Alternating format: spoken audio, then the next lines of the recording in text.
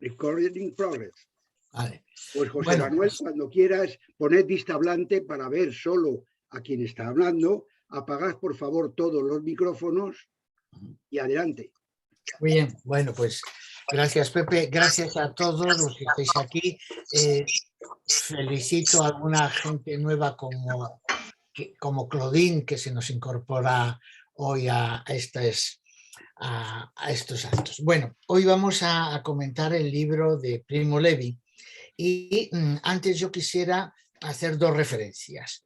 Primero, recordad el documento que os envié yo del mundo concentracionario.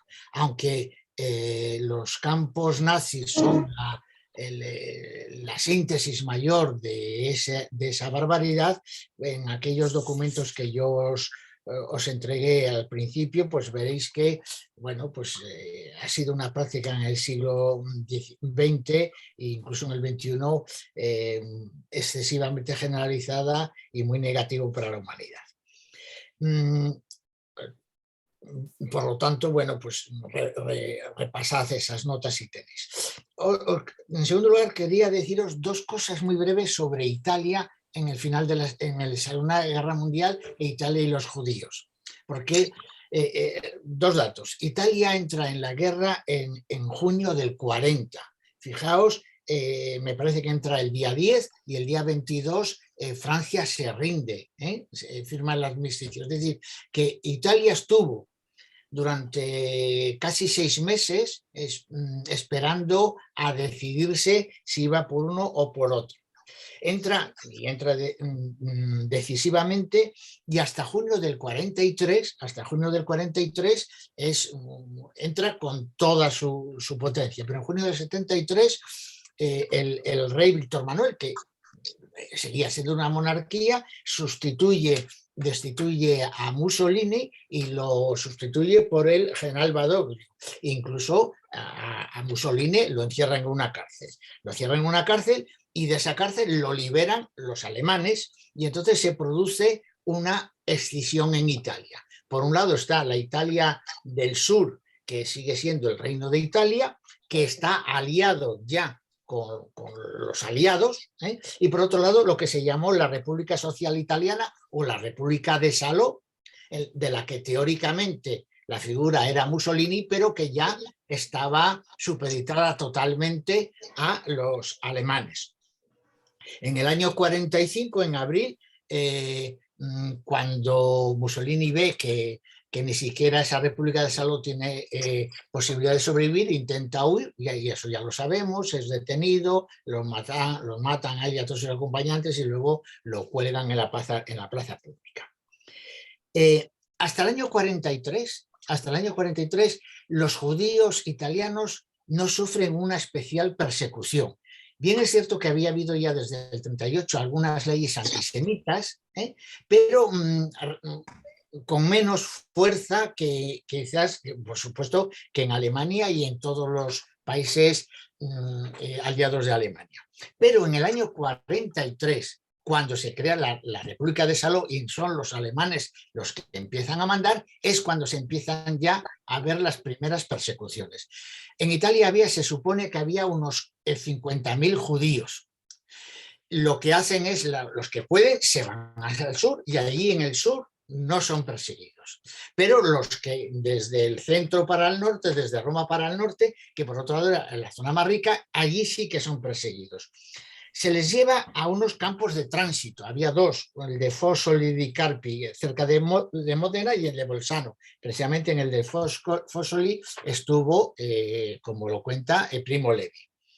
Les llevaron casi todos a unos 10.000, de 50.000 judíos que había en Italia, fueron deportados alrededor de 10.000. 8.000 fueron a campos alemanes, especialmente a Auschwitz. Pero hubo también 2.000 que fueron llevados a la isla de Rodas. Yo no lo sé por qué, pero porque entonces estaría en poder de los alemanes, ahí lo estuvieron. Se supone que murieron en los campos alrededor del 80%. De tal manera que al final de la guerra, de los 50.000 judíos italianos que había, pues quedaron 40.000. es una desgracia absoluta, pero tuvieron la suerte de poder refugiarse en el sur de Italia y no ser exterminados. Bien, yo no sé si en algún momento todos hemos entendido el funcionamiento del campo. Al mismo, yo reconozco que a veces, ¿qué hacían esos civiles que estaban de fuera, los ingleses, etcétera? Recordad que fundamentalmente había en el régimen alemán 4 tipos de campos, 4 tipos. Uno, el primero, que era el de tránsito, que solía ser de los propios países donde estaban, o sea, en Francia, el velódromo de invierno, Drancy, en Italia, el de Bolzano, etcétera. Entonces, estos campos de tránsito no siempre estaban dirigidos a medias por los alemanes y por los franceses o italianos colaboradores, y en general no tenían un muy mal trato, no tenían un buen trato, pero no eran campos.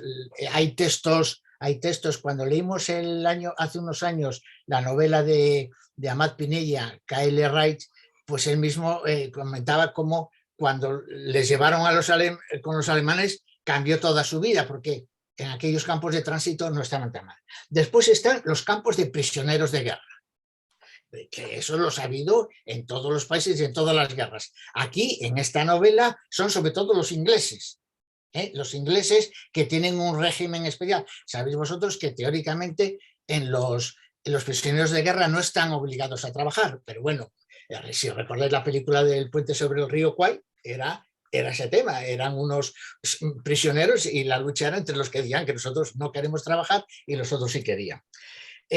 Después están los campos de trabajos forzados. Los campos de trabajos forzados no son campos de exterminio, son campos en los que se usa al prisionero como fuerza de trabajo, como fuerza, pero prácticamente sin ningún derecho, sin ningún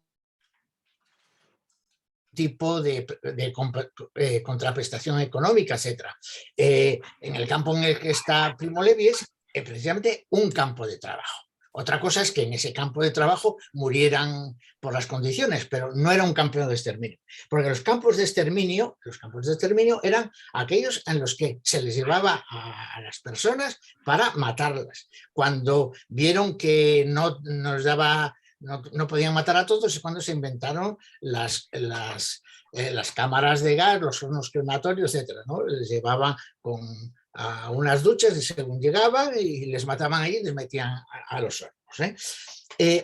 Estos 4 tipos de campos tenían que siempre pues, muchas variedades, intermedios, etcétera, pasaban de un sitio a otro, etcétera. Pero casi siempre el procedimiento era el mismo, salían de los vagones de tren y a los que veían que no servían para el trabajo se los llevaban directamente al campo, y a los que creían que servían al campo de exterminio y a los que creían que les servían para trabajar, pues los llevaban al campo de trabajo. El propio Primo Levi, en una de las entrevistas que yo os di, dice una cosa que yo os la leo porque me parece que deja bien claro cómo era el campo en el que se desarrolla la obra. Es una entrevista de las que yo os mandé. He de aclarar, como sin duda ya sabe, que en Auschwitz no había un solo campo, sino muchos, y algunos habían sido construidos siguiendo un proyecto anexos a una fábrica o a una mina. El campo de Birkenau, por ejemplo, estaba dividido en gran número de equipos que trabajaban en varias minas, incluso en fábricas de armas. Mi campo, en el que había 10.000 prisioneros, era Monowitz y formaba parte de una fábrica, por eso se llama Buna. Buna es un acrónimo de los productos químicos, que pertenecía a IG Farben Industry, un enorme conglomerado químico posteriormente desmantelado. Es decir, es un campo que se construye para que los presos ayuden a la industria química alemana. Teníamos que construir una nueva fábrica de productos químicos que tendría cerca de 6 kilómetros cuadrados.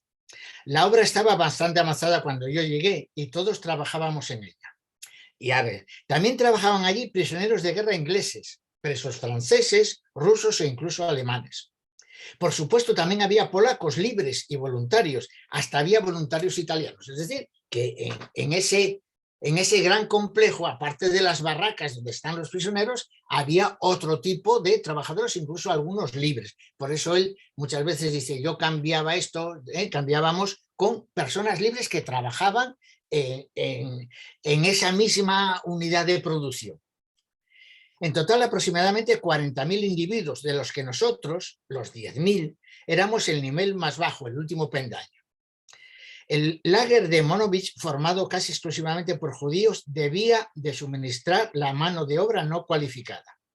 A pesar de todo, debido a que la mano de obra especializada escaseaba en Alemania y como los hombres se habían marchado al frente, a partir de un determinado momento buscaron entre nosotros, los teóricamente no cualificados y esclavos, a especialistas. Empezaron a buscar a quienes, desde se produjo nuestro ingreso en el campo, una especie de búsqueda por analogía.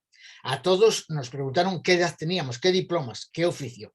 Fue entonces cuando tuve mi primera oportunidad, ya que me presenté como químico, sin saber que sería enviado a una fábrica de productos químicos, y mucho después aquello me valió un pequeño beneficio porque durante los 2 últimos meses trabajé en un laboratorio.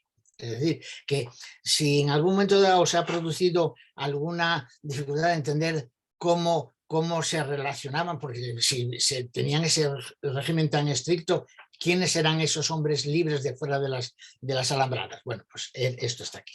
Bien, entonces ya vamos a comentar el libro, pero antes, a mí, para entrar un poco en situación, le he pedido a Lucila que por favor nos lea a todos, casi como una forma de meditación a lo que vamos a decir, el poema con el que se abre el libro. Lucila, si estás por ahí, pues estoy aquí. Si puedes, nos ya estoy. Muy bien, venga, buenos días. Allá voy. Si esto es un hombre, los que vivís seguros en vuestras casas caldeadas, los que encontráis al volver por la tarde la comida caliente y los rostros amigos. Considerad si es un hombre quien trabaja en el fango, quien no conoce la paz, quien lucha por la mitad de un panecillo, quien muere por un sí o por un no. Considerad si es una mujer quien no tiene cabellos ni nombre, ni fuerzas para recordarlo, vacía la mirada y frío el regazo como una rana invernal. Pensad que esto ha sucedido. Os encomiendo estas palabras. Grabadlas en vuestros corazones al estar en casa, al ir por la calle, al acostaros, al levantaros. Repetídselas a vuestros hijos. O que vuestra casa se derrumbe, la enfermedad os imposibilite, vuestros descendientes os vuelvan el rostro. Bueno, pues muchas gracias. Me parece un poema que nos introduce ya directamente ante el horror. Bien, el libro, si recordáis, tiene un principio y un final cerrado, que después se completa con la tregua. La tregua empieza donde termina aquí el libro. Aquí el libro termina sin ninguna consideración especial. Tenemos una introducción que es cómo cae él prisionero, cómo le hacen prisionero. Él está luchando con los partisanos, él piensa que es más fácil decir que es judío, y entonces los fascistas, los soldados fascistas que les han tomado, pues se lo mandan al campo de Fossory, y ahí empieza la historia. Bueno, yo, aunque tengo muchas notas, yo preferiría que en el libro, este libro, como tiene tantas cosas, su lectura nos ha producido tantos sentimientos, pues yo preferiría que hoy empezarais cada uno, el que quiera que pida la palabra, se pone a hablar. Yo en último caso tengo un guión, y si veo que la charla decae, pues empiezo con mi batería de preguntas o de reflexiones. Pepe, si te parece, tú vas... Recordar todos que para hablar hay que activar el micrófono.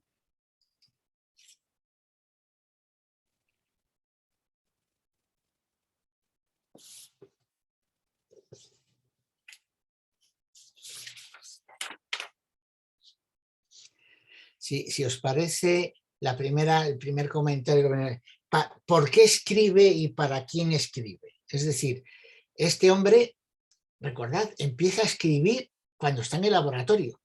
Cuando está en el laboratorio empieza a escribir porque siente esa necesidad. Este tipo de testimonios, ¿para qué están? ¿Por qué este señor, que era químico, que como él dice en las preguntas finales, si no hubiera habido este campo, él posiblemente nunca hubiera escrito? ¿Por qué escribe? ¿Para quién escribe? ¿Qué busca? Derek Charo, que ha levantado la mano. Derek y Charo tienen que abrir Sí, ahora. perdón, ¿se oye? Sí, sí. Se oye, ¿no? Sí. Sí. No, antes comenté que hace muy poco ha habido una obra de teatro en Matadero que se llama Un hombre de paso y que está basado en parte, de hecho, el párrafo final que Primo Levi, que es uno de los 3 personajes que intervienen en la obra, uno de ellos es una periodista que efectivamente parece que entrevistó al supervisor de Cruz Roja Internacional que visitó el campo y que hizo un informe razonablemente favorable de lo bien que estaban los prisioneros. Es decir, fue al paso de la zona central, no indagó en exceso, se dejó impresionar por la obra de teatro que los nazis le montaron cuando estaba absolutamente lleno de prisioneros y evidentemente los prisioneros, los músicos tocaron en una orquesta estupenda, le habían decorado con jardinería la zona, en fin, parecía que era un sitio idílico de alguna forma, como si fuera un centro de tránsito que no era, ¿no? Pero se le hizo ver que era así. Nadie, evidentemente, ¿quién se iba a quejar y a levantar la voz frente a los nazis? Pues evidentemente nadie, allí todos callados como muertos. Y el supervisor de Cruz Roja Internacional era por un informe, parece ser que es cierto, muy favorable a lo bien que le han tratado los prisioneros. Por un lado. Entonces esta obra justo termina, es una obra de 3 actores, la acaban de quitar, yo creo que la vi hace 10 días. Y la dirigía, ¿cómo se llama? Manuel Martín Cuenca, la dirección. Supongo que seguirán viajando por España si tenéis la oportunidad de ir a verla. La obra es muy interesante, ¿no? Y justo la parte final es cuando Primo Levi, que interviene en la obra, es uno de los 3 personajes de la obra, se dirige al público y lee, prácticamente o no, si no lo lee, explica el poema que da comienzo aquí al libro, precisamente, y además que te diría que las palabras son las mismas, si no era el poema mismo, pues era un primo hermano basado en ese poema. Y de lo que fundamentalmente se insiste es la importancia de la memoria, que eso nunca se olvide, ¿no? Porque evidentemente la memoria es corta y entonces es muy fácil, de hecho, ya lo estamos ahora mismo padeciendo aquí, ¿no? Todos los negacionistas en fin, el holocausto, qué tontería, ¿no? El neofascismo ya empiezan a negarlo. Los campos de concentración, pues en fin, tampoco eran tan malos, ¿no? De alguna manera es el Primo Levi y algunos como él lo que intentan es que eso se mantenga por encima de todo y que esos horrores nunca se olviden, ¿no? Que es muy fácil. Es un poco la impresión que yo tengo del libro y también de la obra de teatro que está en parte basada en el libro, ¿no? Y realmente merece la pena verla si tenéis la oportunidad. Además de esto, que esto ya simplemente he comentado porque por azares del destino fui a ver esta obra porque intervenía una amiga y entonces me encontré con que realmente el libro que estaba leyendo era precisamente párrafos enteros de esa obra, ¿no? Por un lado. Por otra, una cosa que quizá lo que explicas, José Manuel, de los 4 tipos de campos expliquen las diferencias, ¿no?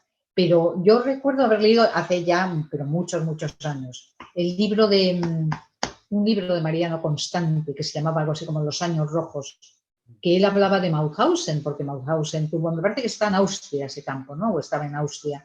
Era uno de los campos que tuvo más españoles y que los españoles fueron los que sobrevivieron y cuando fue liberado había un enorme cartel. Y tanto Mariano Constante como las memorias, que son mucho más como si fueran pequeños flashes de lo que pasó, las memorias de Jorge Semprún, que me parece que se llamaba El largo viaje o algo así.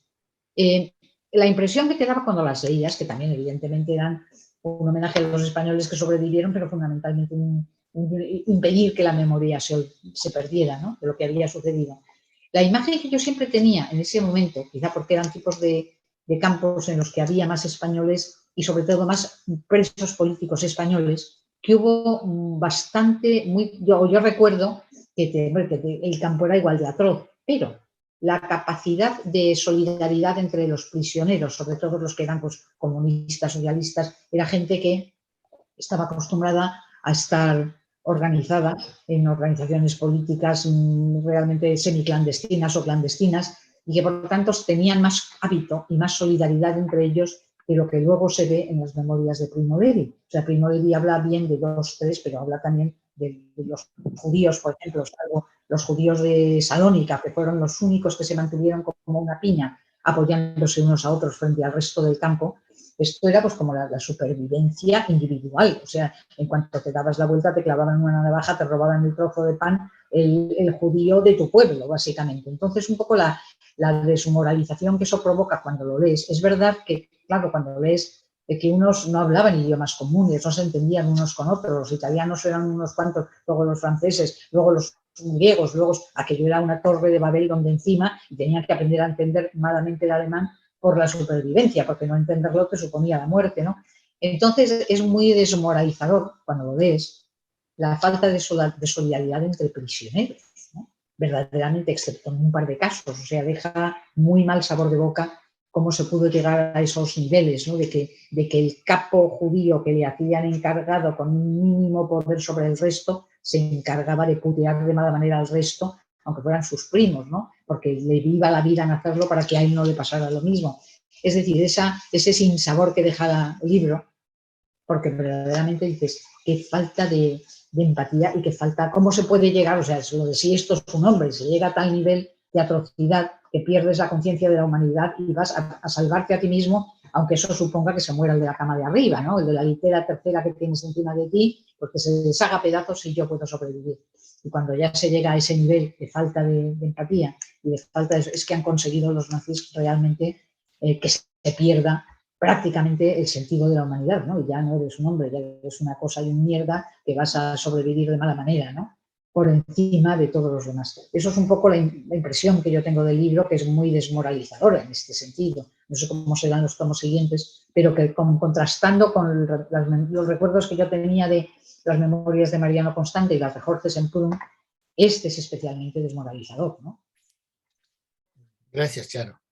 Por favor, Charo, da a bajar la mano. Gracias. Paqui, parece que tienes la mano arriba. Sí, buenos días. Tengo la mano levantada porque, bueno, este libro me ha impresionado muchísimo, no lo había leído. Y me ha impresionado muchísimo. He subrayado, creo que más que en ningún libro, por los sentimientos que provoca. Pero me he encontrado una cosa que ya lo he leído en otro libro, lo de la narración que se hace, el sueño que tienen ellos recurrente, de la narración que quieren hacer de lo que han sufrido y que nadie los escucha. Eso mismo yo ya lo había leído en otro libro que le tengo aquí, que le he buscado hoy, que se llama El hombre en busca de sentido, de Víctor Frank. Es un libro en el que hace también una narración de lo que él pasó en el campo de concentración. Y lo que me ha llamado la atención es que aquí Primo Levi es una cosa que lo sueña, pero que es una cosa que luego pasó en realidad, que lo sueña Primo Levi y dice que también lo ha hablado con su amigo Alberto y que también lo han hablado con otros y que sueñan, que quieren contar lo que están pasando en el campo y que nadie los escucha. En realidad también Víctor Frank, cuando volvió a Austria, Viena me parece que es donde vuelve él, quiere contar lo que ha pasado porque dice, esto se tiene que saber. Y se encuentra con que le dicen, bueno, deja de contar esas cosas porque tú no sabes lo que hemos pasado nosotros aquí. O sea, ellos se encontraron con una incomprensión. Creo que a Primo Levi al principio cuando lo contó, pues tampoco tuvo mucho auditorio. Lo que pasa es que Primo Levi fue insistente y se dio cuenta de lo importante que era contar esto para que no se olvidara. Y creo que a los exiliados españoles, cuando volvieron aquí en la democracia, pues también intentaron contar lo que habían pasado ellos en el exilio y aquí les contestaban, no sabes tú lo que ha sido quedarse aquí con el dictador. O sea, me llamó la atención que esto es una cosa recurrente, que les pasa o que nos pasa cuando pasas un calvario de estos y lo quieres contar y los demás como que se niegan a escucharlo. No sé si Gracias. vosotros, Sí, si sí, vosotros sí, muy bien. tenéis algo que decir sobre esto, porque a mí me ha llamado la atención, porque me ha ido recordando todo esto. Desde luego el libro este del hombre en busca de sentido os lo recomiendo, porque a mí me gustó mucho, aunque ya prácticamente lo he olvidado, y lo he ido recordando muchos pasajes ahora cuando he leído a Primo Levi, ¿eh? Porque cuenta también cosas así en el campo, lo de que es lo que ha comentado esta compañera antes, que aquí se trataba de la supervivencia, y eso también lo cuenta Víctor Frank. Gracias, Paqui. Por favor, Paqui, baja la mano que levantaste. Ah, Gracias. a ver cómo se hace esto, que yo En no el sé. mismo sitio pone bajar la mano. Lola Varela. Hoy, y además bienvenida, Lola, que hacía mucho tiempo que no te oíamos. No, mucho tiempo no, uno creo, pero bueno, da igual, gracias. Vamos a ver, a mí me ha parecido un libro maravilloso, me ha emocionado, me ha resultado, es que además me parece que está escrito maravillosamente. Solamente en realidad, bueno, aparte de esto, quería decir que creo que es muy importante lo que dice él, o sea, Primo Levi, por lo menos una vez, que él escribe desde el punto de vista de testigo, no de víctima. Creo que esto es central y creo que es lo que hace que el libro sea tan fascinante. En realidad es eso. No sé si estaréis de acuerdo o lo que sea. Sí. ¿Tienes la cita esa, que es una cita muy bonita, de cuando él dice soy testigo, no víctima? O sea, ¿eh? ¿La tienes? No la tengo a mano, no. Lo siento. Yo creo que la tengo. Bueno. Perdona, Lola, cuando acabes baja la manita que levantaste. Gracias. Sí, yo ya lo hago. Gracias. Mira, lo que decía Paqui, hay incluso cosas más fuertes, Paquillo. Kertész, el húngaro que... preguntas que la gente le hace. Charito, cierra para hablar, Charito, cierra el micrófono, si hablas con Dede. Kertész, en Sin Destino, cuenta todavía algo peor. No es que no le quieran escuchar, etcétera, sino que es que él, cuando llega, él también es un chico joven que le han llevado a un campo, y cuando vuelve a Budapest se encuentra con que sus vecinos se han apropiado de sus casas, han echado a los familiares, etcétera, y los vecinos son los que no quieren saber nada de él, porque él es testigo de las barbaridades que han hecho. O sea, no solo porque no me contesté su vida, sino que es que muchos de ellos se aprovecharon justamente de los que se marcharon. Sobre lo que decía Charo, fíjate, Charo, la tercera parte del libro se llama los hundidos y los vencidos. Vamos a ver, lo dice, hay un capítulo del libro que se llama así, los hundidos y los salvados, y él insiste mucho en que él era un prisionero de base, hasta que le toca, y que los que se salvaban eran aquellos que, por razones del tipo que fuera, los salvados eran los que podían llegar a tener cargos, etcétera, etcétera.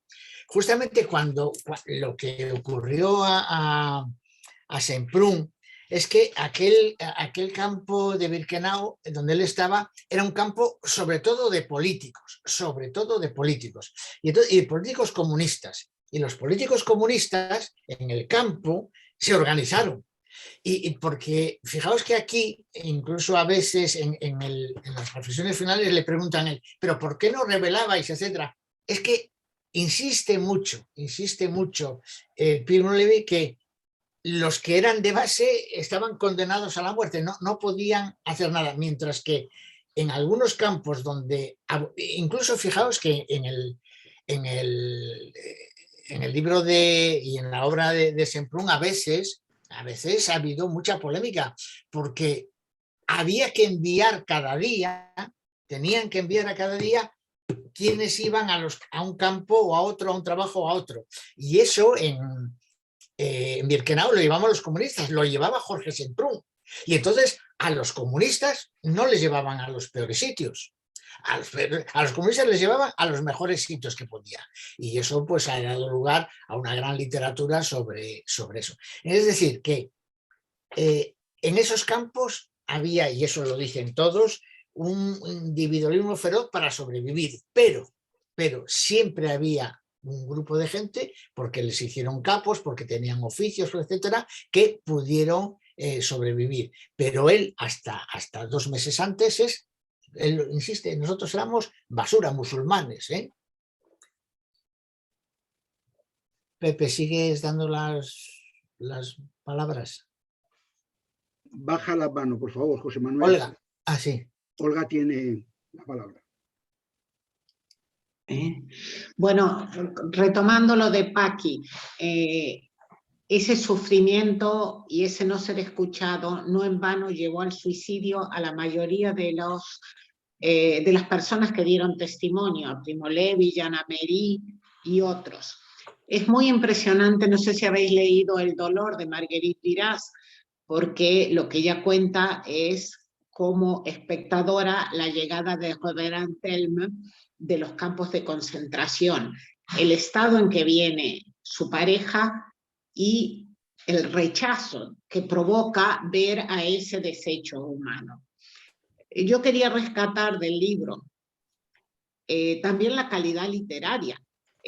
Primo Levi dice que él era un químico y que no iba a escribir, y que había sido un alumno regular en letras.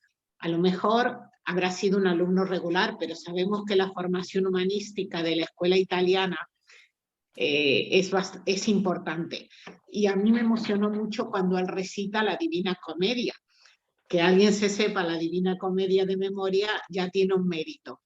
Y el trabajo literario es grande, la forma, las repeticiones, el uso de ciertas expresiones es muy, muy interesante. Y respecto a la condición humana que pinta Primo Levi, sin duda es sálvese quien pueda. Y parte a lo mejor de la incomunicación que está entre los que quedamos de este lado y los que lo sufrieron es si está vivo, en qué traicionó, en qué se dio. Pero a la vez los que quedamos de este lado es ¿y por qué no me tocó a mí? Que es parte de una culpa ante este tipo de cosas. O sea, los que se organizaron pudieron sobrevivir, él sobrevive porque 2 meses antes de la liberación consigue un trabajo porque tiene esa formación. Entonces, toda la condición humana queda tocada y de alguna manera culpabilizada. Y este libro lo pinta de manera muy, pero muy efectiva. El libro del que habla es de la especie humana, y cuando Antelme se suicidó, este es uno de los que, y su mujer, que era Marguerite Duras, cuenta en ese monólogo extraordinario que es el dolor, lo que ella esperaba y lo que sintió cuando él vino del campo. Mira, el texto que decía Lola era: he usado el lenguaje mesurado y sobrio del testigo, no el lamentoso lenguaje de la víctima ni el iracundo lenguaje del vengador. Y sin embargo, efectivamente, en otro momento dado, él se da cuenta de cómo el lenguaje nuestro es incapaz de reflejar el sufrimiento. Lo dice también en otro de los temas en otros de los textos que yo os di de Jorge Semprún, decía también que necesitamos otro lenguaje distinto. Pero en la página 130 en octubre del 44, en el capítulo del 44, dice: del mismo modo que nuestra hambre no es la sensación de quien ha perdido una comida, así nuestro modo de tener frío exigiría un nombre particular. Decimos hambre, decimos cansancio, miedo y dolor, decimos invierno y son otras cosas. Son palabras libres, creadas y empleadas por hombres libres que vivían gozando y sufriendo en sus casas. Si el lager hubiera durado más, un nuevo lenguaje áspero habría nacido, y se siente la necesidad de él para explicar lo que es trabajar todo el día al viento bajo cero, no llevando encima más que la camisa, los calzoncillos, la chaqueta y unos calzones de lana, y en el cuerpo debilidad y hambre y conciencia del fin que se acerca. Es decir, que él sabe que el lenguaje lo hemos creado los hombres libres y que de alguna manera todo lo que él cuenta allí tiene otro sentido. Y efectivamente cuando dice Olga ese capítulo, casi es en el único momento en el que Primo Levi se desahoga. Cuando él está recitando la Divina Comedia, y hay un momento, es que es una frase en el que él se abandona, dice: y sí, salta tanto, no molto alta preposición consecutiva, y las montañas cuando se ven de lejos, las montañas, oh Piccolo, di algo, habla, no me dejes pensar en mis montañas que se aparecían en el color oscuro de la tarde cuando volvía en tren de Milán a Turín. Es decir, yo creo que es en el único momento donde él no puede más. Por eso él decía, no se reunían los italianos juntos porque iban a estar todo el día llorando. Pero él le está recitando la Divina Comedia y cuando ve las montañas recuerda esas montañas. Y aquí sí, es el único desahogo emocional. Di algo, habla, no me dejes pensar. A mí esa frase me dejó a mí trastornado. Antonio quiere hablar. Pero me pongo el micrófono. Sí, hola. A mí me ha gustado mucho el libro Natural y yo lo quería comparar con otros libros y cosas que conocemos sobre los campos. Ya José Manuel lo ha dicho un poco. Yo me refiero a lo que el prologuista, Muñoz Molina, califica de zona gris. Este hombre, Primo, en realidad vivió casi todos los grados que se puede vivir en un campo, porque desde la noche en que llegó, y en vez de ir a las duchas directamente, pues sobrevivió, hasta el final del campo, en el que gracias a su ciencia química, pues estuvo en una situación privilegiada.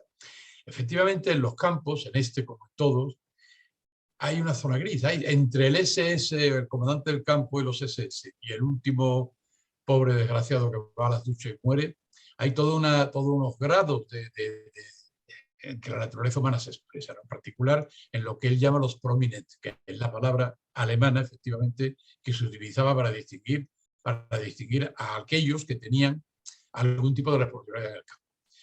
Eso llegó hasta, efectivamente, en el caso de los campos en el que había comunistas. Yo creo que Jorge Semprún estaba en Buchenwald, creo.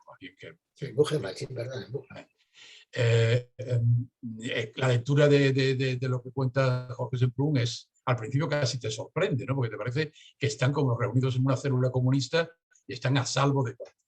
Pues eso, un caso más. Y efectivamente, la mayor parte de los judíos, sobre todo, también hay que distinguir los campos donde había muchos judíos de los campos donde había pocos o ningún judío. Los campos donde había muchos judíos, la mayor parte de los judíos eran como Primo Levi, musulmanes, eran destinados a vivir un poco de tiempo, lo menos posible, y a morir. Hasta los que conseguían trabajar porque había una fábrica cerca, todos los grados son posibles. Y yo creo que eso es primero lo cuenta muy bien Primo Levi. No todo, por ejemplo, Semprún está más centrado en lo suyo, ¿no? Pero Primo Levi es un testigo, efectivamente, y entonces cuenta todos los diferentes tipos de la gradación tan considerable de grises que había en un campo como el suyo, donde había desde duchas, desde salas de duchas hasta empresas donde se iban a trabajar los comandos. Así que me ha parecido particularmente interesante ese testimonio, ¿no? de Levi. Eso es todo. Antonio, por favor, baja la mano, gracias. Y Lucila quiere hablar. Lucila, No. tienes que abrirte el micrófono. No, Lucila, tienes que abrir el micrófono. Vale. A ver, ya. ¿No? Sí. Varias cosas. Retomando un poco lo que decía Lola Varela, cómo es una manera de escribir que impresiona para mí me impresiona la falta absoluta de sentimentalismo, que no quiere decir en absoluto, y ahí está la dificultad, no quiere decir frialdad, no hay frialdad ninguna, y sin embargo no hay sentimentalismo, no hay morbo, que sobre todo, por ejemplo, en las películas americanas relativas al tema, ha habido algunas con mucho morbo, quizá también debido al hecho de que no era un campo de exterminio, sino era un campo de trabajo, ¿no? Entonces, el tema de nos ahorra un poco el tema de los hornos crematorios y demás, y quizá ahí es una de las razones por las cuales no hay morbo. Pero en cualquier caso, no hay sentimentalismo, no hay victimismo, incluso al principio dice que qué suerte tuvo, qué suerte tuvo, qué suerte tuvo, pues de risa. Es eso por un lado. Luego quería hablar un poco del tema fundamental del libro para mí. Por supuesto es el tema de los campos, pero el elemento fundamental creo que es la deshumanización y cómo la forma de destruir al ser humano es deshumanizarlo. Y esto lo hemos visto y sigue pasando en el momento en que tú a un ser humano le llamas cerdo o le llamas perro o le degradas y le estás deshumanizando, y eso abre la puerta a tratar al ser humano como si no lo fuera, como si no fuera un ser humano. Eso permite al fascista tratarte como si no fuera un ser humano. Y esta idea está ahí desde el principio y explica, por ejemplo, el hecho de que cuando él entra en contacto con personas que no, personas libres, en concreto alguna, al final me parece una enfermera o algo así, les miran con asco. Y también cuando están en el laboratorio químico les miran con asco, con horror. ¿Por qué? Pues porque han conseguido deshumanizarles físicamente, en su aspecto físico, pero también porque les han machacado lo suficiente. Y eso también tiene que ver con una cuestión que a mí me ha machacado toda la vida, que era preguntarme por qué no se enfrentaban, por qué los que estaban en el campo de concentración no se enfrentaban con sus verdugos. Y esto es algo que Levi contesta en una entrevista que hay al final de la edición que tenía yo del libro. Él le explica muy claramente que las razones por las cuales no había esas revueltas, ¿no? Dice que el hecho de ser de nacionalidades distintas, de que casi no podían hablar entre ellos, el hecho de venir de pueblos que no tenían una traducción organizativa política, de organización política, aún así hubo casos, pero son una minoría. Hay unas razones, a ver si me centro, hay unas razones externas por las cuales no había esos enfrentamientos, no había esos levantamientos contra los organizadores del campo, pero creo que la razón fundamental está en la deshumanización, en que si no eres persona humana, me resisto a decir si no eres un hombre ni una mujer, entonces ya no tienes fuerza para enfrentarte. Y esto es, ya termino,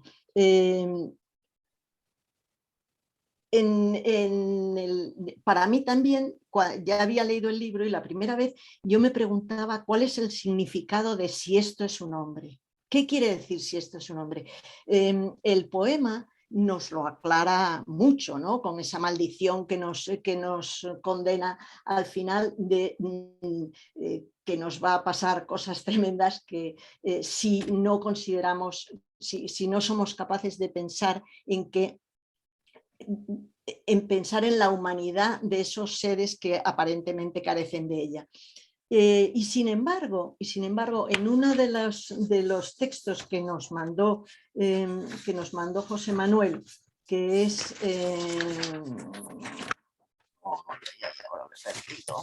está aquí. Las lecciones de Primo Levi 70 años después de sobrevivir a Auschwitz, que es de Nicolas Herón.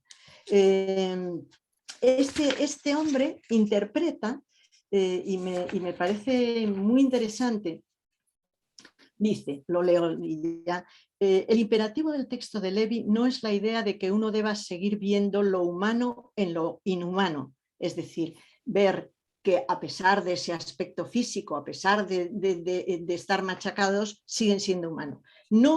No es la idea de que uno deba seguir viendo lo humano en lo inhumano, sino más bien lo contrario, que tiene que llegar un momento en el que se experimente la parte inhumana de los humanos y que nuestra humanidad, de alguna forma, depende de esto.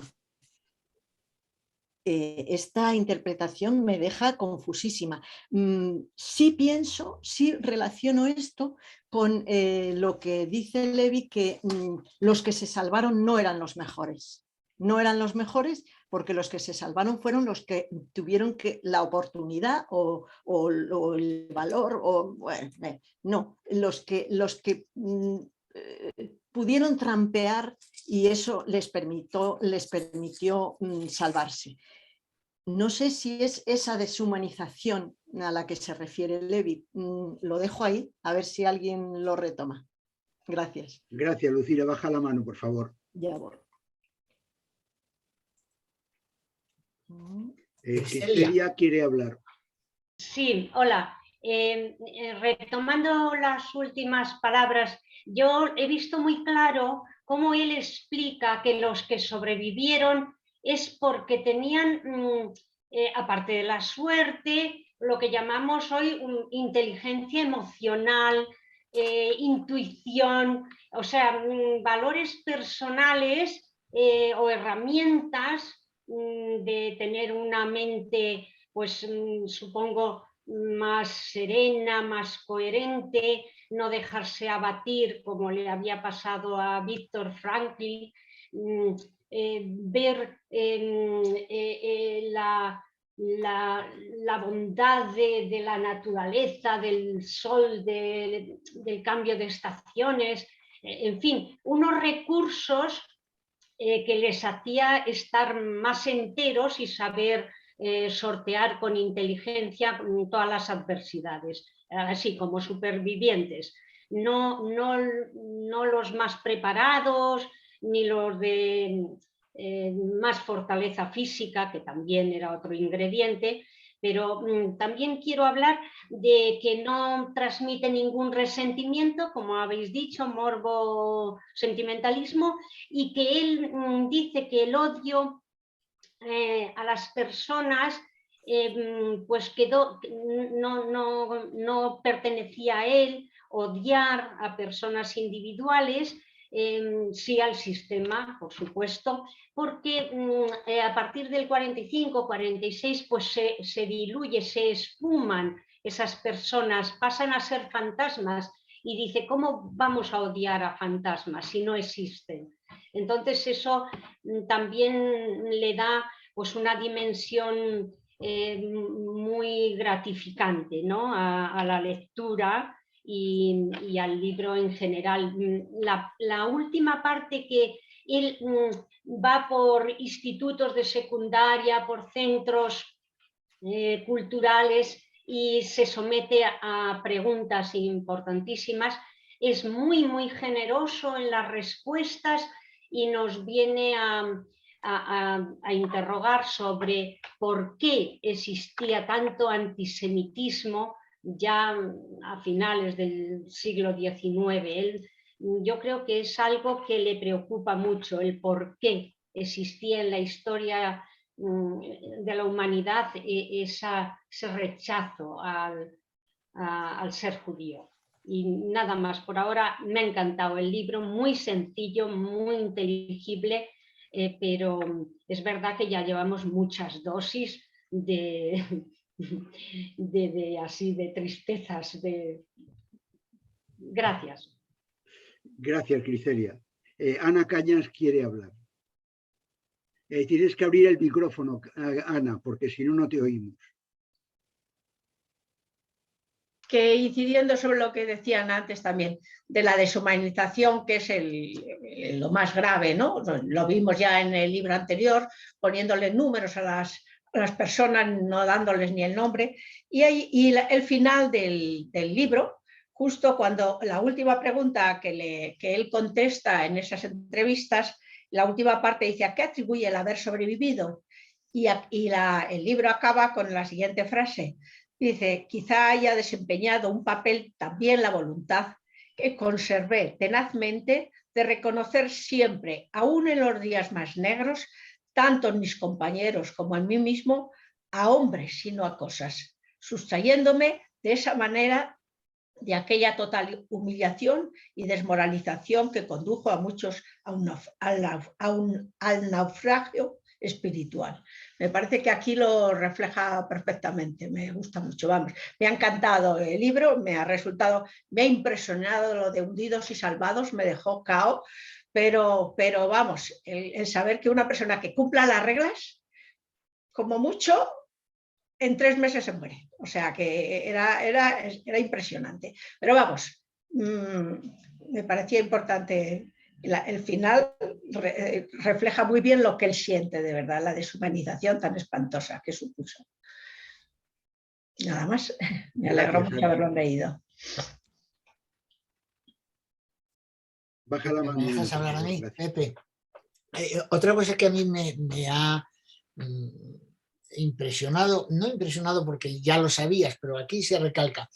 Por un lado, cómo la indiferencia de los SS con todos estos personajes. No sé si recordáis, en la película de Noche y Niebla, cuando ellos salen de los vagones, los soldados que les están vigilando, salvo los que se han olvidado, pero los que están fumando tranquilamente, charlando, o sea, con una absoluta indiferencia de lo que les pasa a los otros. O sea, no les consideran personas y entonces están como si estuvieran llevando rebaños y no les hacen ningún caso. Incluso las brutalidades, lo dice él una vez, dice: ¿cómo es posible golpear sin cólera a un hombre?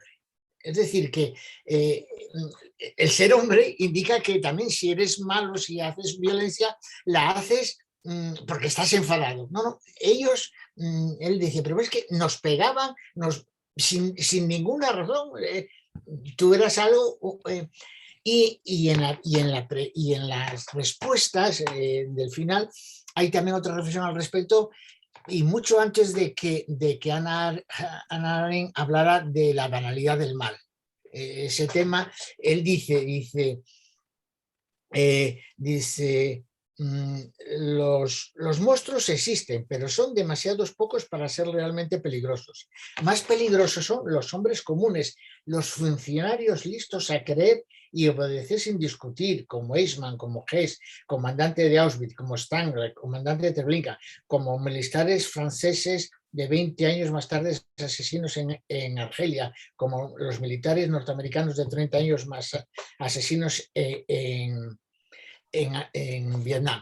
Es decir, a mí me gusta esto, primero, porque habla de cómo la mitad, o muchos de ellos, estaban haciendo un trabajo, pero por otro lado da un giro y dice: señores, no pensemos que solo se produjo en la época de los nazis esta funcionalización de la violencia y de la opresión. No, pasó después y pone 3 ejemplos bien claros. A mí me gustó esa reflexión. Yo creo que en este sentido ese cuestionario final, bueno, es un cuestionario que cierra el libro incluso, fijaos, cuando habla le pregunta: ¿y por qué los alemanes lo sabían? El tema ese, no voy a entrar mucho porque ese va a ser el objeto de otro libro, pero yo desde que hace 6 o 8 o 10 años estoy empezando a saber de los campos de prisioneros y de los campos de concentración de España. Y cuando voy a la Madalena en Santander, y qué bonito la Madalena, el Palacio de la Madalena, y veo y sé que era un campo de concentración. Cuando voy a Corbán, el seminario donde yo estudié 6 años, y sé que era un campo de concentración. Cuando en Torrelavega yo sé que hubo 3 campos de concentración. Cuando sé que un ferrocarril que se dejó de hacer de Santander Mediterráneo fue construido por prisioneros. Yo no sabía nada de eso. O sea, no sabíamos nada de eso. Y sin embargo, mis padres y mis tíos y todos los mayores lo sabían y nunca nos dijeron nada. Y ellos nunca dijeron nada. O sea, yo si ahora vivieran mis padres, los pobres, a los que quiero mucho, y les diría, papá, ¿por qué no me dijiste nada? ¿Por qué cuando fuimos aquí y me decías, mira, aquí venían los reyes y la reina, no me dijiste? Pero después aquí hubo prisioneros. Me trajo, y cuando nosotros decimos qué malos los alemanes que no querían saber nada, oye, los españoles de posguerra quisieron hacernos olvidar todo. O sea, es que yo, no sé si alguno de vosotros, pero yo hasta hace 10 años prácticamente no sabía que después de la guerra hubo, salvo lo de Cuelgamuros, prácticamente yo no sabía nada. Y ahora es que te enteras, vas a cualquier sitio y en cualquier sitio te dicen, mira, aquí en Torrelavega hubo 3 campos, aquí, aquí y aquí, el Colegio de los Sagrados Corazones, el otro. Vale. Nada más. Olga Macario quiere hablar. Tiene que abrir el micrófono ahora. Sí, yo creo que lo que dice José Manuel se ata con el objetivo último de quienes actúan haciendo campos de concentración, de desaparición, exterminando a sus enemigos políticos, que es el olvido, que es borrarlo de la memoria. Por eso los desaparecidos no tienen muerte ni tienen tumba, ¿no? Esa fue la última vuelta a la que se llegó a finales del siglo XX. Son desaparecidos, no se sabe dónde están, no tienen derecho a tumba, sus familiares no tienen derecho a reconocerlos. Y bueno, los que murieron en las cámaras de gas, pues es lo mismo. Y Primo Levi tenía conciencia de eso. En la página 59, al final del capítulo KB, dice: no volveremos, nadie puede salir de aquí para llevar al mundo, junto con la señal impresa en su carne, las malas noticias de cuanto en Auschwitz ha sido el hombre capaz de hacer con el hombre. Y claro, para sobrevivir probablemente es preferible olvidar, pero siempre resurge la memoria. Gracias, Olga. Miguel Ángel Ballesteros quiere hablar. Tienes que abrir el micrófono. Ahora, ¿me oís? Perfecto. Es la primera vez que me manejo yo solito con esto. Bueno, el libro impresiona, el testimonio impresiona, pero a mí me ha impresionado bastante más la personalidad de Primo Levi. Es una complejidad extraordinaria. Primero, es un químico que según uno se imagina, un químico encerrado en un laboratorio y solo pendiente de fórmulas y cosas de estas abstractas, pero no, es un químico que es militante social, vamos, incorporado en una milicia, cosa pero activa, no teórica. Es un judío que no es para nada practicante, no te hace ninguna exégesis del judaísmo y nada de esto. Y por fin hay que resaltar algo positivo de los campos, y es que el campo nos da a un escritor, pero no a un escritor, nos revela un escritor, pero un escritor que no se ha planteado ser escritor, un escritor que hace sin ningún estilo, de principio, luego no se comprueba que sí tiene un estilo, que es muy propio, pero un escritor que no estaba para ser escritor y que llega a tener una gracia escribiendo, que cuando te describe el intercambio de mercancías, del medio pan, media ración, un tercio de ración por no sé qué, por una camisa, por no sé cuánto, es que te estás imaginando en la bolsa, parecen brokers los prisioneros intercambiándose. Parece que estás en Wall Street.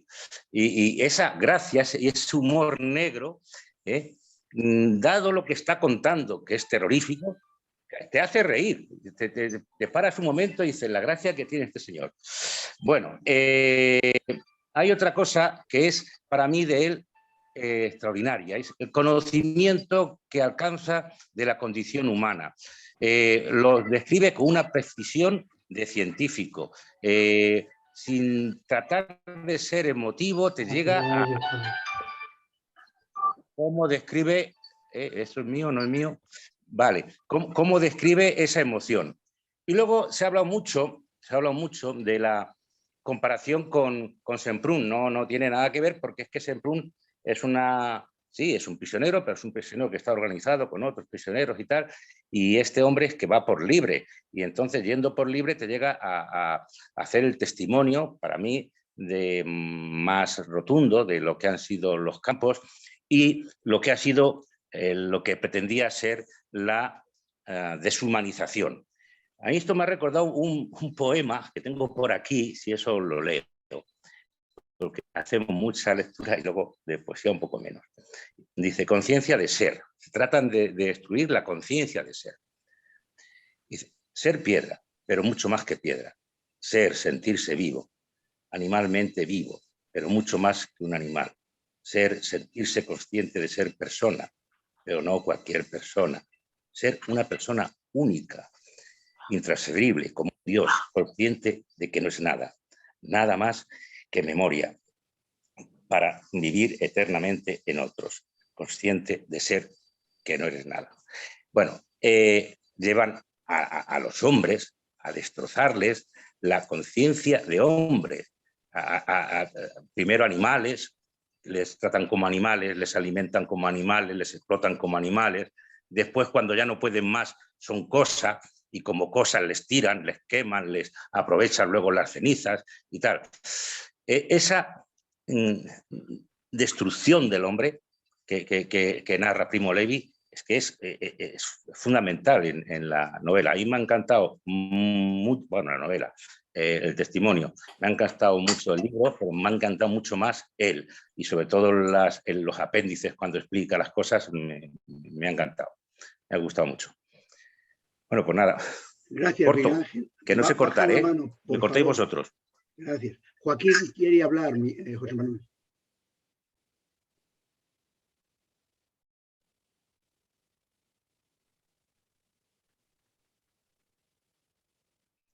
Sí, gracias.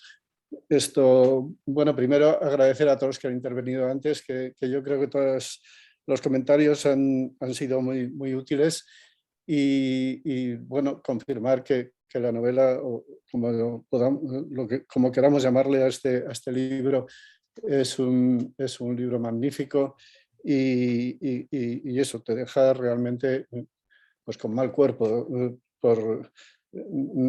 como él mismo dice, las palabras que nosotros usamos no pueden transmitir lo que él ha visto, ¿no?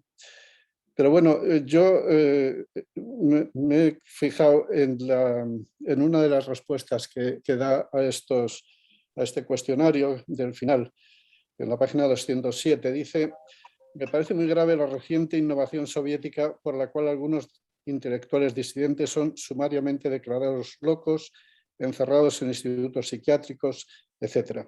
Y termina este párrafo diciendo: pone de manifiesto un extremado desprecio de la confrontación democrática y las libertades civiles. Bueno, pues releyendo ese párrafo, he pensado qué pensaría Primo Levi si estuviera oyendo lo que está pasando en Ucrania actualmente. Y no sé si lo que haría sería pues hacernos una poesía que empezara: los que vivís seguros en vuestras casas caldeadas, los que os encontráis al volver por la tarde la comida caliente y los rostros amigos. Bueno, eso es para decir que, no sé, está hablando un libro de cosas que pasaron hace 80 años, ¿no? Y que parecen inauditas, vamos, que parece imposible que hayan ocurrido y desde luego que puedan volver a ocurrir. pero los comentarios ya son del año 76, o sea, son 30 años posteriores y hace 50 años.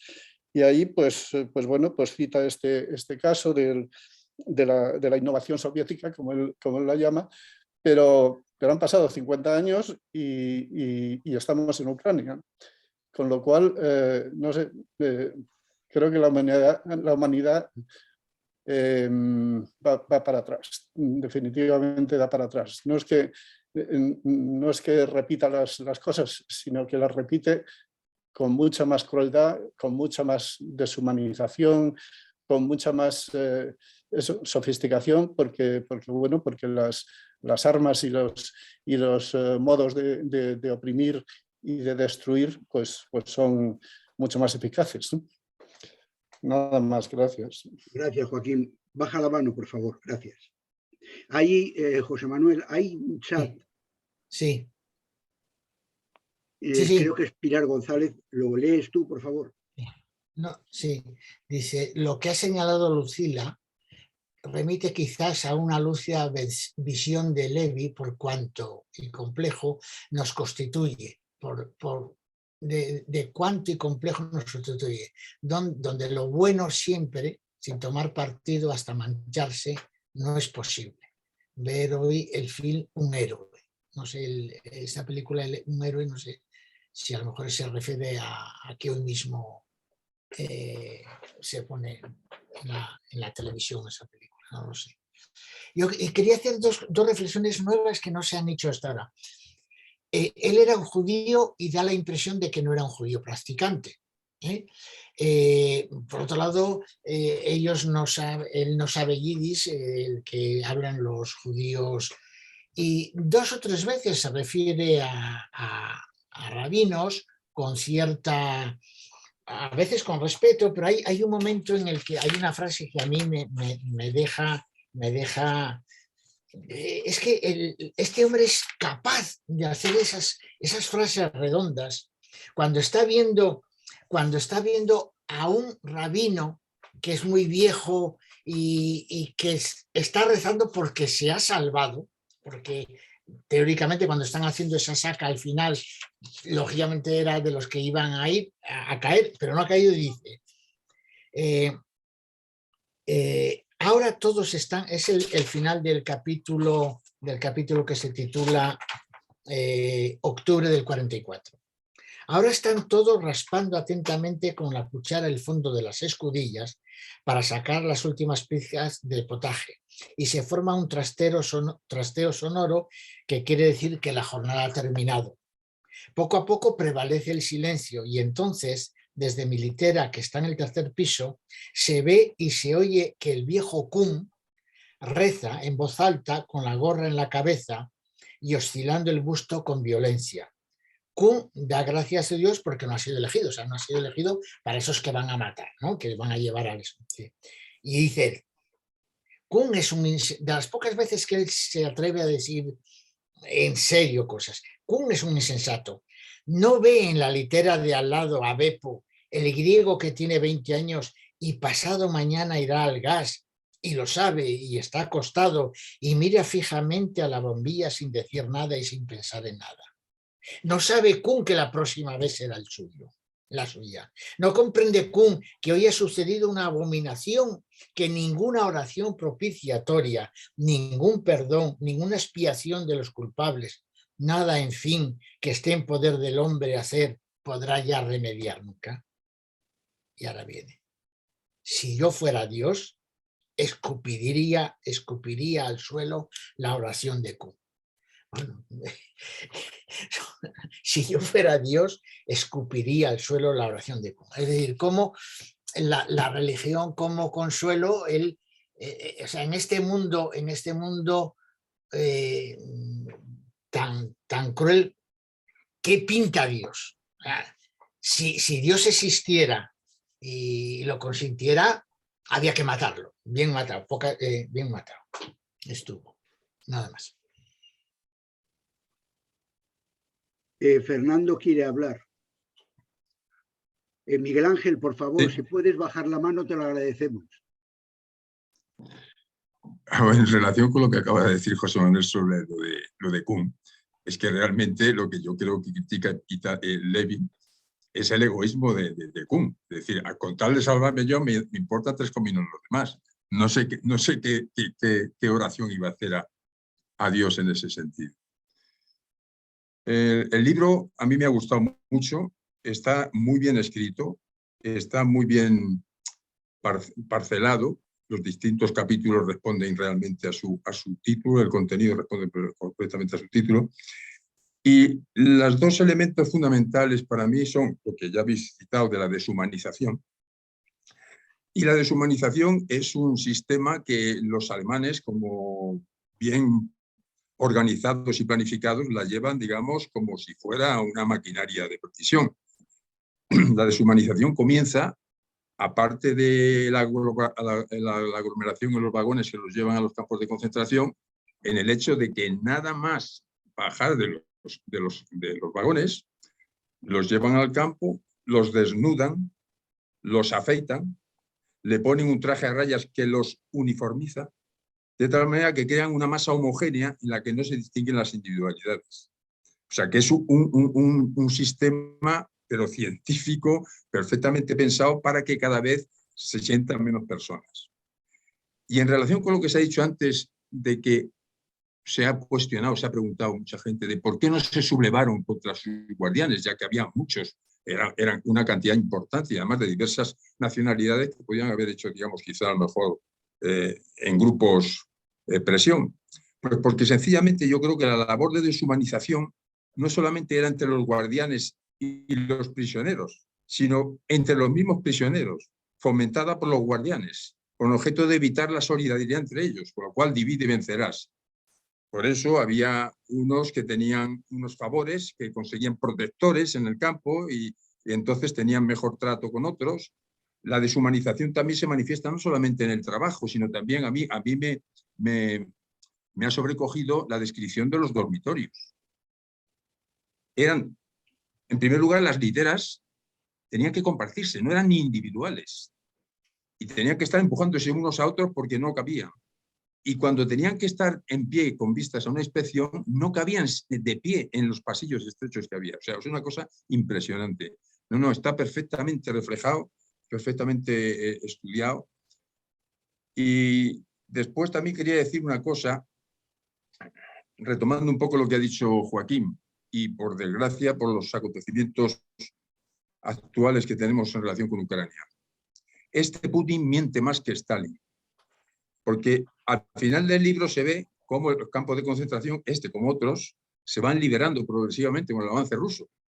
Realmente, de una manera u otra, Stalin y los rusos, los comunistas, están luchando contra los nazis realmente. Y ahora resulta que el señor Putin, haciendo una versión totalmente equivocada y contraria de la historia, dice que va a liberar a los ucranios a desnazificarlos, precisamente cuando el presidente incluso de los ucranios es un judío. O sea que es impresionante, ¿no? O sea, nada más. Y yo quería citar esto de Ucrania porque es que me resulta tremendamente triste lo que está ocurriendo y creo que teníamos que tomar constancia, tener constancia en este encuentro de lo que está pasando el gobierno, el pueblo ucraniano. Muchas gracias. Gracias, Fernando. Kircelia quiere hablar. Fernando, Sí. Gracias por bajar la mano. En otra frase, él dice que cómo es pensable que alguien crea en la providencia si sabemos que existió Auschwitz, por ejemplo. Es como que era agnóstico y se reía del rabino, pero también de lo increíble. Bien, y luego también cómo Primo Levi crea equidistancia entre lo que están sufriendo y la capacidad que tenían los alemanes de reparar los daños, construyen, combaten, mandan, organizan, anotan todo, dicen los alemanes lo clasifican perfectamente y al final dice qué otra cosa podrían hacer, pero bueno, que reconoce esa mentalidad, como llamamos, racionalista y cartesiana de que los alemanes lo hacían todo muy organizada y perfectamente, tristemente. Bueno, gracias. Gracias, Cristelia. Baja la mano, por favor. Dos cosas también. Hay un momento dado en el que el día en el que son felices, o sea, hay un día en el que parece que dice un día bueno, en el que, en fin, las cosas no les han marcado, y termina con esas frases redondas que es lo que hacen que el libro te emocione. Dice, al final de ese día, de ese capítulo, dice: durante unas horas podemos ser infelices a la manera de los hombres libres. Porque dice, al atardecer suena la sirena del final del trabajo, y puesto que todos estamos al menos durante unas horas saciados porque han comido mucho, no hay lugar a litigios, nos sentimos bondadosos, el capo no tiene deseo de castigarnos y somos capaces de pensar en nuestras madres y en nuestras mujeres, lo que nos sucede con frecuencia. Y entonces la condición humana, dice, durante unas horas podemos ser infelices a la manera de los hombres libres. Son de esas frases que te pueden estar dando a ti para pensar, darle vueltas de cómo en esos ellos han dejado de ser hombres y ese día y en esos momentos se sienten hombres y dicen, somos infelices, pero bueno, como es la condición humana. Andrés quiere hablar, José Manuel.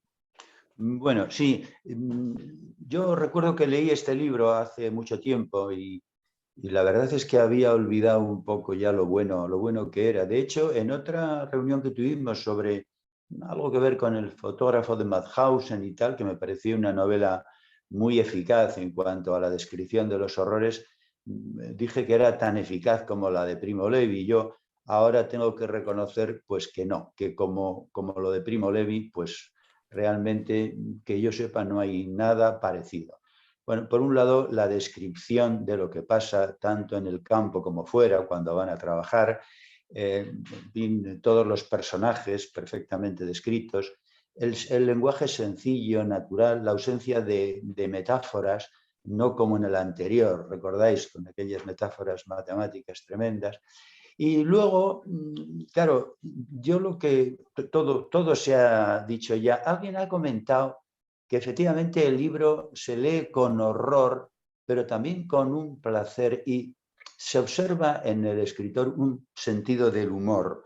El sentido del humor, bueno, es sobre todo, no voy a hablar más que del asunto de la bolsa. En fin, en la bolsa hay una unidad de moneda que es la media ración de pan.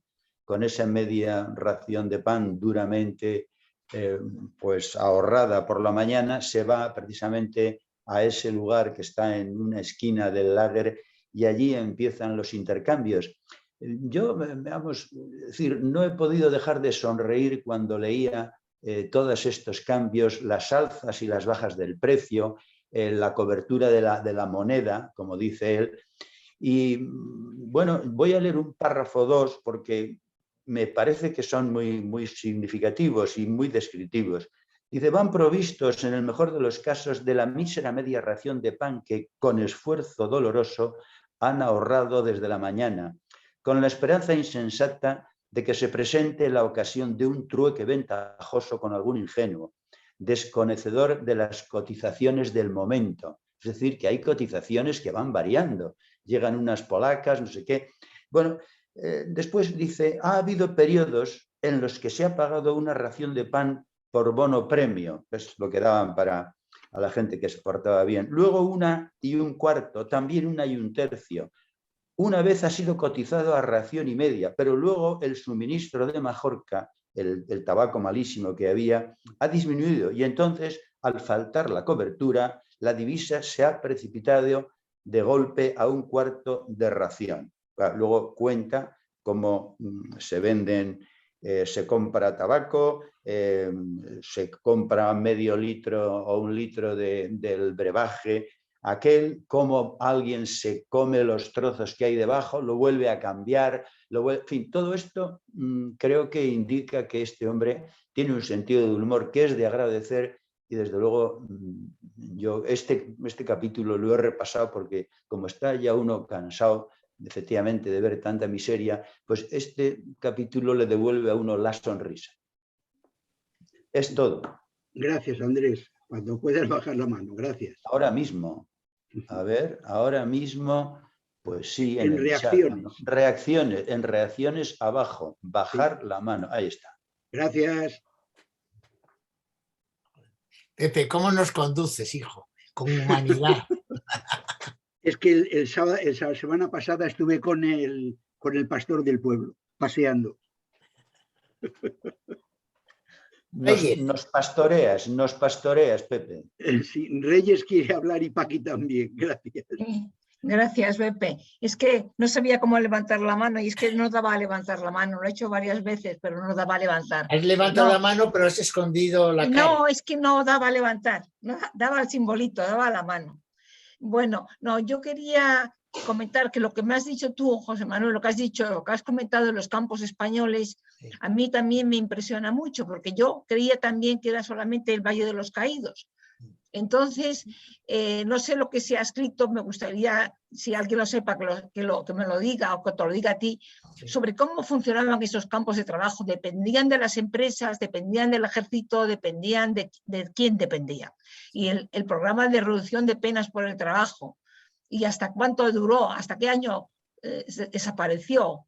No sé, no tengo ni idea y sé que fueron muy importantes y que toda la mano de obra en infraestructura de la época se hizo en campos de trabajo. Sí. Yo si quieres, Reyes, yo te doy y mando a los demás bibliografía. Ahí ahora bastante bibliografía. Lo que sí que te puedo adelantar es que no hubo uniformidad. Es decir, los campos de trabajo, según el objetivo de la obra, tenía connotaciones muy distintas, pero ahora ya hay bastante bibliografía muy reciente y lo que sorprende es la cantidad de campos de trabajo que hubo, la cantidad de miles y miles de republicanos.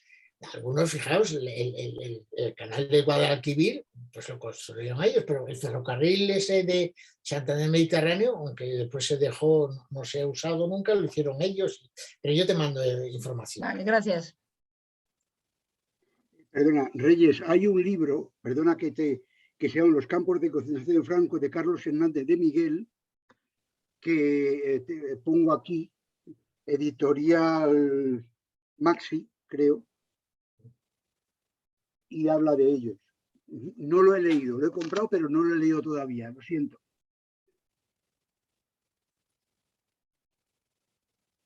Matilde y Urbano y luego Paqui. ¿Quieres hablar? Sí, una vez que ya se van diciendo casi todas las cosas que siempre hay, quería presentar un poco este libro, cómic, que parece que ya va completándose muchas veces con el cómic, con la novela gráfica, algunos de los libros que estamos leyendo, porque este se llama Deportado 4443 y habla de la historia de 9.300 españoles cautivos en campos de concentración nazis, de los que murieron 5.500. Entonces, parece ser que a través de la historia de un tal Antonio Hernández, conocido como el Murciano, un sobrino suyo, que es Carlos Hernández, que es el guionista del cómic, y un dibujante, pues nos van ilustrando pues lo que estamos hoy hablando, lo que estamos comentando, pero claro, con la particularidad de que son españoles y que viven más o menos todo lo que estamos comentando hoy, todo esto, historia horrorosa. Por citar algunas de las cosas, pues por ejemplo, cómo aquí no encuentran eco. Lógicamente en la época del franquismo no lo van a encontrar y cuando llega la democracia y vienen tampoco van a encontrar mucho eco. Este cómic está hecho en el 2017. A partir del 2015, en el 2017, se las han visto negras para sacarlo adelante, lógicamente. Por así alguna cosa anecdótica, estos iban marcados, los españoles iban marcados con un triángulo azul, con una S en el centro. Yo no sé hasta qué punto es cierto o no es cierto y tal, pero bueno, ahí está el documento con todo lo que viene a decir. Y nada más, he esperado un poco al final por no alterar un poco los comentarios, pero si tuviera... A mí una parte, aparte de todo lo que me ha interesado y me ha gustado, dentro de lo que puede entenderse por gustar un libro de las características del de Primo Levi, el apéndice me ha parecido muy enriquecedor.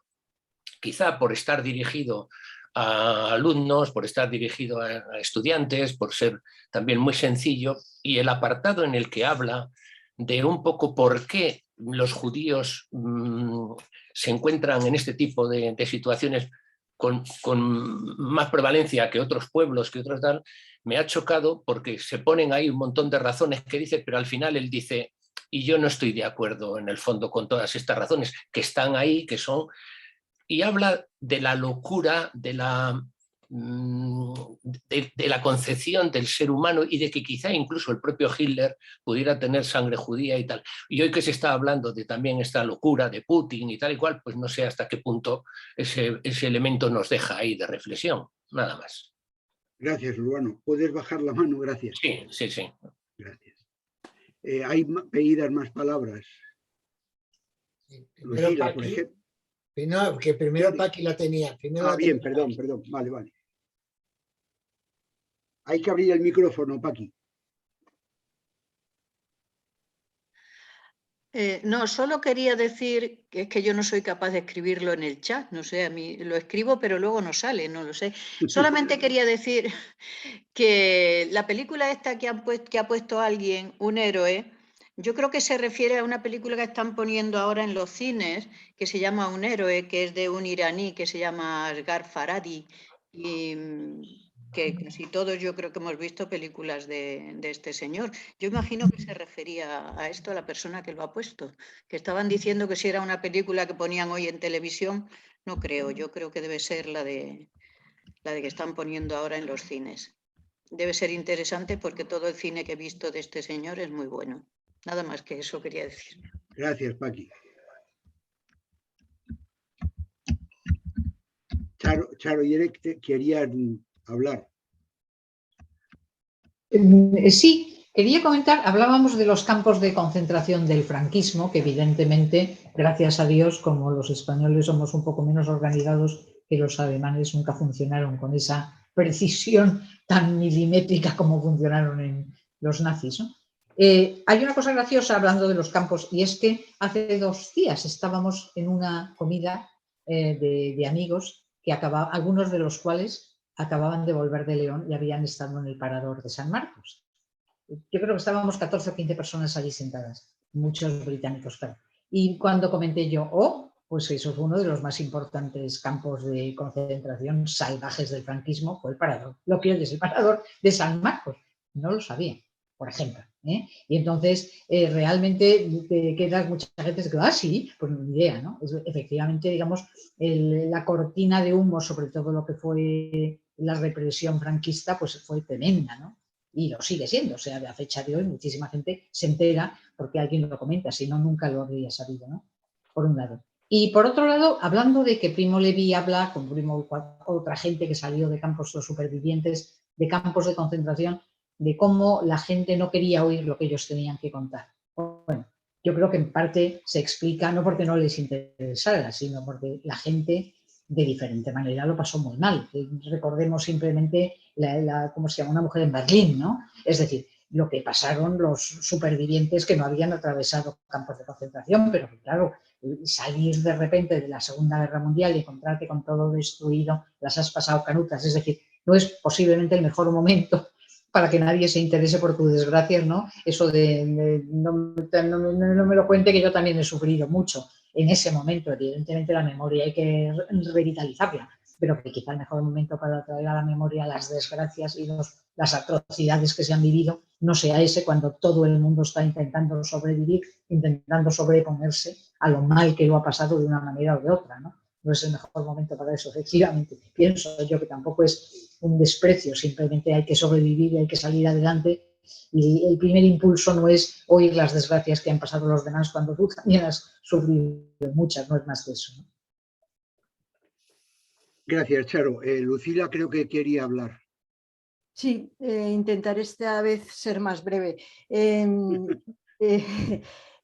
Solamente quería recomendar el libro que ya lo ha mencionado José Manuel, el libro de la tregua, que es la salida, el viaje de año y pico que sufrió Primo Levi con muchísimos otros víctimas del campo de concentración para volver hasta su tierra, porque parece que de una forma un poco simplista, un poco inocente, piensas, ¡ah, qué bien! Que era lo que pensarían algunos de los que estaban allí prisioneros.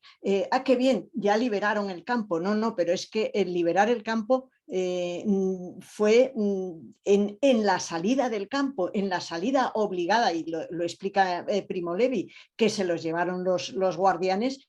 Murieron muchísimos más porque iban en unas condiciones terribles de salud, de mala alimentación o nula alimentación. Quiero decir, ese episodio de qué pasa cuando ya se termina el campo de concentración, eso es tremendo, pensar que el sufrimiento continuó de otras maneras, pero continuó durante mucho tiempo para muchos de ellos. Nada más. Gracias, Lucila. Sí, a este respecto, Lucila, hay que distinguir por lo menos dos situaciones. Peor que los italianos lo tenían difícil porque Italia había perdido la guerra, pero los españoles todavía lo tuvieron más difícil porque Serrano Suñer les consideró apátridas y no tenían dónde ir. Los franceses, por ejemplo, lo tuvieron mejor porque en París se organizó comisiones, grupos de trabajo, es decir, que en esa, para nadie fue bueno, pero hubo aquellos que eran de los países que habían ganado la guerra, pues se preocuparon más por sus nacionales que aquellos que habían perdido la guerra, como los italianos, o aquellos que el Estado no reconocía, como los españoles. No sé si recordáis casi el final de la novela. El final de la novela, el día 27 de enero, dice: el alba, en el suelo, el infame revoltijo de miembros secos. La cosa somoji. La cosa, no el cuerpo de eso, ese muerto, el último muerto, dice, es el infame revoltijo de la cosa. Hay trabajos más urgentes. No podemos lavarnos, no podemos tocarlo hasta después de haber cocinado y comido. Y además, rien de si de Boutin que de Bordemán, dice justamente Charles, hay que vaciar la letrina. Que si le cuidamos a le enterramos, nos llenamos de mierda con las letrinas. Los vivos son más exigentes, los muertos pueden esperar.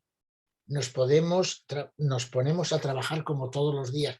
O sea, ha llegado al colmo de la deshumanización. Le ha llamado cosa, él la ha llamado cosa, y primero tienen que limpiar de letrina y luego ya le enterrará.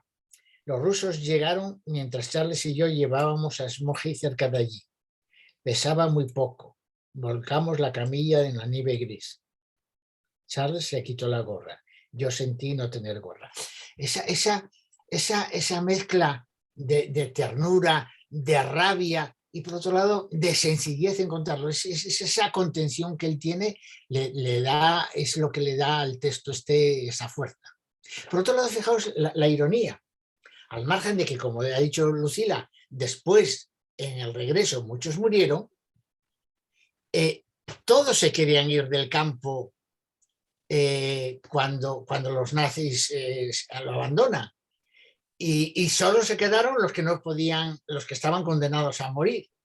La ironía de la historia, y esta no es ironía de Levi, sino de la historia, de la existencia, es que aquellos que se fueron del campo para salvarse, murieron todos, no se salvó ninguno. Dice, a lo mejor algún polaco que vivía allí cerca se pudo salvar. Todos los demás, incluido su amigo Alberto Italiano, murieron.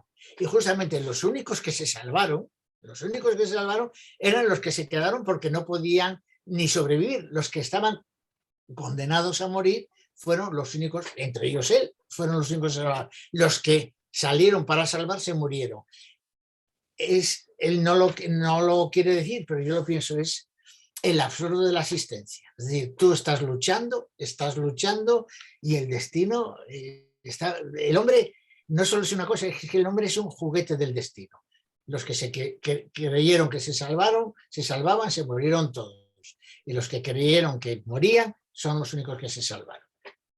José Manuel, antes de que hable Antonio, que ha levantado la mano, perdón, en el chat pregunta Maggi, ¿el final de Primo Levi fue realmente un suicidio o un accidente?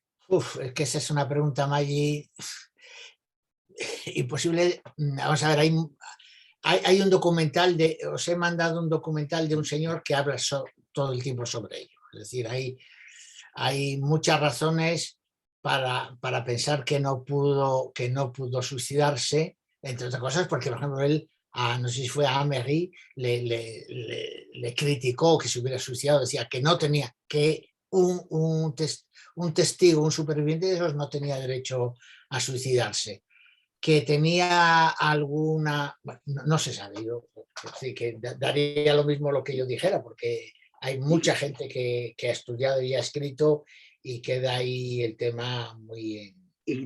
Perdona Antonio, Ignacio Villalba dice, por lo que hasta ahora se sabe, no está claro. Gracias, Ignacio. Bueno, pues Antonio voy a pedir la palabra, perdona. Tienes que abrir el micrófono. Eso, perfecto. Sí, simplemente un pequeño detalle sobre lo que acaba de decir José Manuel del final del campo. Los nazis no querían que se quedara nadie en el campo, porque ellos no querían que sobrevivieran testigos. Entonces no tuvieron opción. Los nazis querían llevarse a todo el mundo y se llevaron a todos los que pudieron andar. Los que se quedaron eran los que estaban en un estado tal de agotamiento que no podían ni andar. Es cierto que, como era un momento de confusión, hubo gente que eligió, algunos, que entiendo yo que Primo Levi entre ellos. Pero fundamentalmente la salida y la muerte después de aquel camino de casi todos ellos fue una decisión de las propias SS para no dejar testigos. Otra cosa muy diferente en cuanto a la final del campo es la llegada de los soviéticos y la verdadera liberación, que en el caso de Levi, como yo todavía no he leído la segunda parte, no sé por qué, le hicieron dar la vuelta a la Unión Soviética, que es muy grande, antes de que el pobre llegara a su pueblo en Italia. Eso no sé por qué fue así, pero efectivamente... Pero es cierto que incluso en Francia, que yo conozco un poco mejor, en Francia lo que había en Alemania eran muchísimos prisioneros de guerra franceses, por las razones que sabemos. Y también muchas personas que se habían ido a lo que llamaban el servicio obligatorio del trabajo. Bien, toda esa gente, eran millones, no eran 30.000, eran millones de franceses los que estaban en Alemania. Hubo que organizar su vuelta y algunos, yo conozco por lo menos uno, tardó después de mayo del 45, tardó pues, a lo mejor entre 6 meses y 9 meses en volver. Y está muy cerca, Alemania de Francia. Pero fue muy complejo por la cantidad. En el caso de Rusia fue al contrario. Stalin no quería que volvieran los prisioneros rusos, que eran también millones. Y tuvieron, los pocos que consiguieron escapar a los nazis, fueron enviados a Siberia tal como llegaban a la Unión Soviética. O sea que efectivamente el final del campo también es otro episodio dramático. Gracias, Antonio. Creo que Paqui levantó la mano. Tienes que abrir el micrófono, Paqui.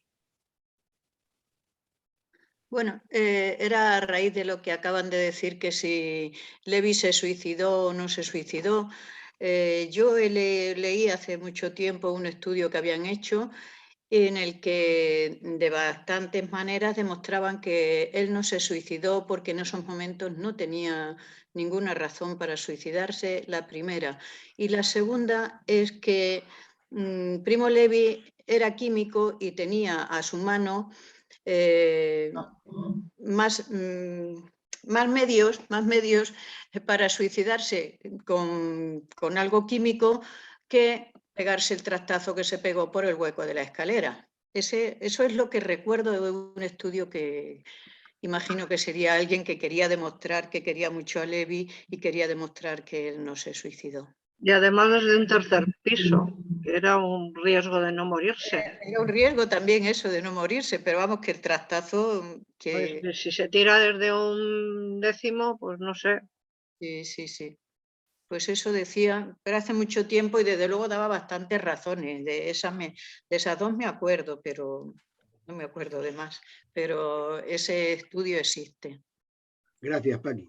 Nada más. Pepe, damos una última oportunidad. Una cosa, alguien preguntó, no sé si es que me he ido por él, sobre el libro de los campos de concentración de Franco.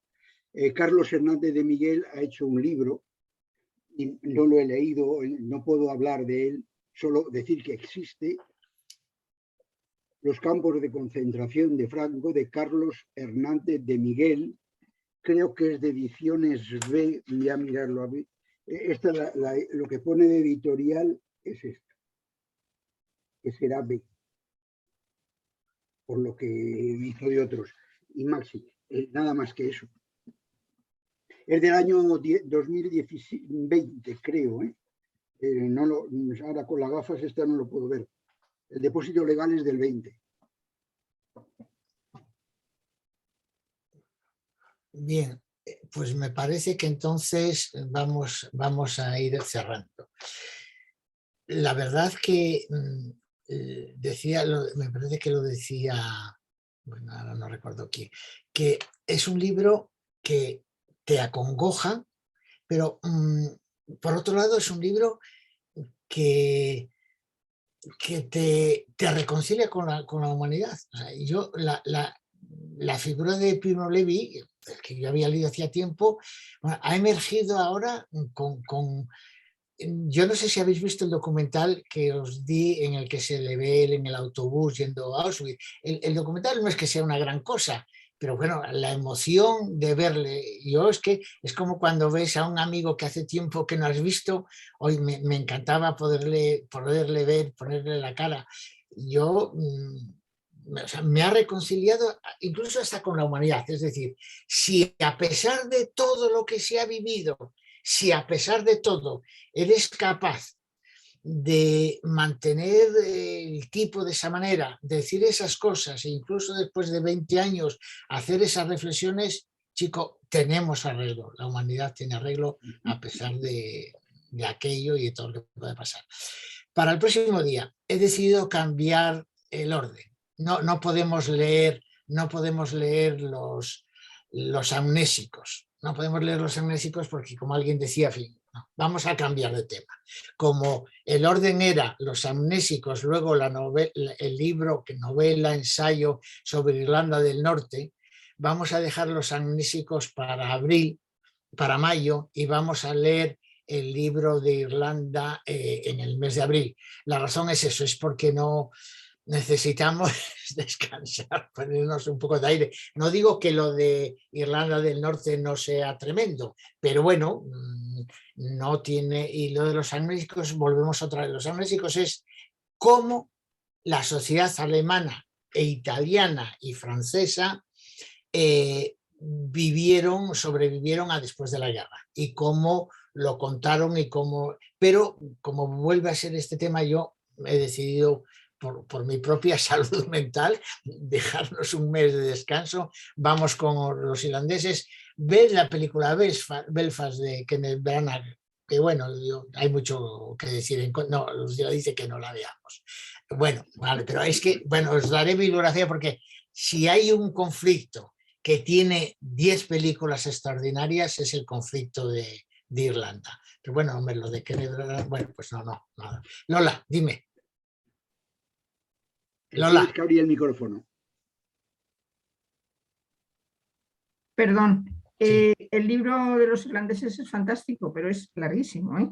Sí, pero oye, somos lectores... Vale, yo lo he leído, tendré que releerlo y tal, pero es muy, muy largo, o sea que no sé, es porque va a pillar un poquito ajustado, creo, pero bueno. ¿Cuándo es el próximo mes? ¿Qué día es el próximo taller? El próximo taller lo tenemos... 5 de abril. El 5 de abril tenemos más de un No, mes. perdón, 6 de abril. 6 de abril, tenemos Vale, más de un mes. vale. Lola. Estupendo. Perdón, Lola. Ha preguntado por... Hay un chat en el cual Derek y Charo preguntan a todos ¿cuál es el próximo libro sobre Irlanda? Vale, el próximo título es... Se llama No digas nada. No digas nada. Gracias, Lucila. Bueno, pues entonces no decimos más, sino adiós. Que gracias por vuestra compañía, vuestros comentarios. La verdad es que, bueno, nos reconforta saber que todos los meses nos vemos. Yo estoy decidido a que en el mes de mayo, de junio, lo vamos a tener también presencial. Para que lo sepáis todos... Estamos esperando como agua de mayo. Para que lo sepáis todos, a las 12:55 éramos 50 y a las 13:41 éramos 49. Vale, pues muy bien. Gracias, Algunos Pepe. han dado de baja. Gracias, Pepe, por tu labor técnica. Adiós a todos. Nos Gracias vas a cerrar. vosotros, a ti, José Vale. Manuel. Adiós. Adiós. Gracias. Adiós, Concha, Lola, Iñaki, Feli. Pepe, bórranos, que se nos queda la cara.